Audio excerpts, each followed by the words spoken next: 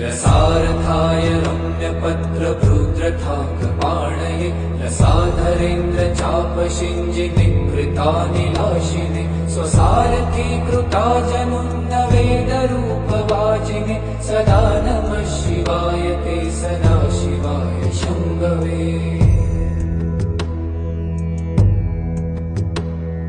अतिप्रगल्भ वीरभद्रसिंहनाद गर्जित श्रुतिप्रभीत दक्षयाग योगिनाथ सद्मना गतिप्रदाय गर्जिताखिल प्रपञ्च साक्षिणे सदा नमः शिवाय ते सदा शिवाय शम्भवे।